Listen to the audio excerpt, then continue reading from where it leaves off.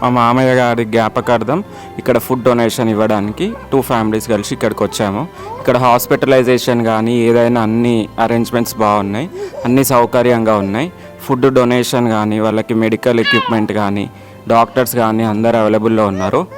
నాకైతే హ్యాపీగా అనిపించింది. ఫర్దర్గా ఎవరైనా యానివర్సరీస్ ఉన్నా, బర్త్డేస్ ఉన్నా, ఎలాంటి అకేషన్కైనా ఇక్కడికి వచ్చి అమౌంట్ కానీ ఫుడ్ కానీ ఏదైనా ఒక రూపంలో డొనేషన్ ఇవ్వాలని చెప్తున్నాను. శివుని ఆజ్ఞతో ఇక్కడి వరకు వచ్చి మా మామయ్య జ్ఞాపకార్థం వాళ్ళ జ్ఞాపకార్థం కొరకు వీళ్ళకి సేవ చేయడానికి వచ్చాము. అక్కడ అనాథలకు అన్నప్రసాదం పెట్టడం చాలా బాగా అనిపించింది. హాస్పిటలైజేషన్ చాలా బాగుంది, అందరినీ చాలా చక్కగా చూసుకుంటున్నారు.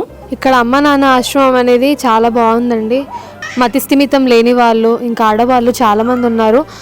వాళ్ళని కొంచెం ఇది చేయాలి అంటే మనం ఏమైనా కొంచెం డొనేషన్ చేస్తే కొంచెం వాళ్ళు మంచిగా పట్టించుకుంటున్నారు, రెస్పాన్సిబిలిటీగా చూసుకుంటున్నారు. నీట్గా క్లీన్గా ఉంది ఇక్కడ చాలా.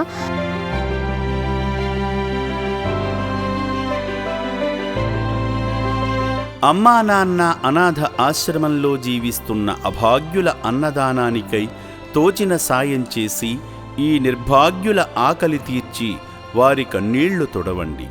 ఈ అనాథులను కూడా మీ బిడ్డలుగా భావించి వారి ఆకలి తీర్చడంలో భాగంగా బియ్యము, పప్పు, ఉప్పు, నూనె వంటి కిరాణా సామగ్రితో పాటు కూరగాయలను అందజేసి 3 పూటలా జరిగే అన్నదానానికి మీ వంతు సాయం చేసి చేయూతనివ్వండి. పూటకు 600 మందికి అన్నదానం చేయడమంటే ఎంత కష్టమో తెలియంది కాదు.